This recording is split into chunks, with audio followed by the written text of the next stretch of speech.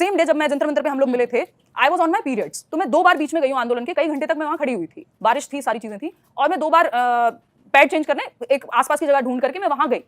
अब ये चीज अगर मैं बस में होती जिसमें पुलिस वालों ने डाल करके टीचर्स को लेकर के गए, तो ये मैं नहीं कर पाती, क्योंकि 6 घंटे तक बस घूम ही रही थी और वहां पानी तक नहीं पूछा गया उन लोगों को। फीमेल टीचर्स भी उसमें थी ही, और कई लोगों को ये समस्या रही भी होगी, ये मैं बोल पा रही हूँ क्योंकि आप ये बात हम लोग कर पा रहे हैं, सभी ये बात नहीं कर पाते ओपनली उतना, तो वहां फीमेल टीचर्स भी थी, हो सकता है किसी और को भी सेम समस्या रही हो, बट वो ना कह पाई हो, तो ये छोटी चीजें नहीं है। दोस्तों अभी आपने जिनको सुना ये है हिमांशु सिंह, ये साइकोलॉजी की पेडागोजी की बहुत अच्छी टीचर है। देश भर में लोगों को सीटेट और दुनिया भर के जो कॉम्पिटिटिव एग्जाम्स हैं उनके अंदर साइकोलॉजी पेडागोजी सब पढ़ाती हैं और बहुत अच्छी प्रखर टीचर भी हैं। तो हाल ही में जो एसएससी को लेकर के प्रोटेस्ट हुआ ये भी उसमें शामिल थी, तो उसी के बारे में इन्होंने बताया कि कैसे पीरियड्स के समय पर भी इनके साथ बदसलूकियाँ की गई, और इन्होंने ये भी जाहिर किया कि मैं तो चलो बोल सकती हूँ, तो बहुत सारे लोग तो इस बारे में खुल करके बात भी नहीं कर सकते।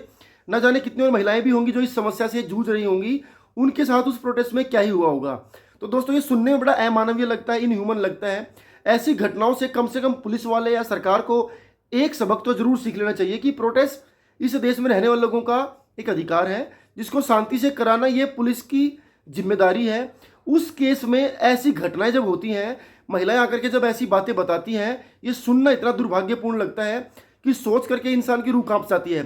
दोस्तों हो सकता है आप मैं इस बात को समझ ना पाए, लेकिन जिन्होंने इस बात को रखा है शायद उनके दिल पर क्या बीती होगी, उनको कितनी मुश्किलों का सामना करना पड़ा होगा उस कंडीशन में, ये शायद ना आप सोच सकते ना मैं समझ सकता हूँ। तो दोस्तों अगर ऐसी चीज़ें, ये वीडियो खास तौर पर पुलिस वाले भाइयों के लिए है, गवर्नमेंट के लिए है कि प्रोटेस्ट देश में होते रहे हैं, होते आए हैं, आगे भी होते रहेंगे, लेकिन उससे निपटने का तरीका ये नहीं है कि किसी को अमानवीय तरीके से आप यहाँ से खदेड़ दो, फेंक दो, पीट दो, क्योंकि उसके अंदर कोई परेशान भी हो सकता है, उसके अंदर कोई महिला भी हो सकती है, कुछ भी हो सकता है। तो इस बात का ध्यान रखें कि प्रोटेस्ट करना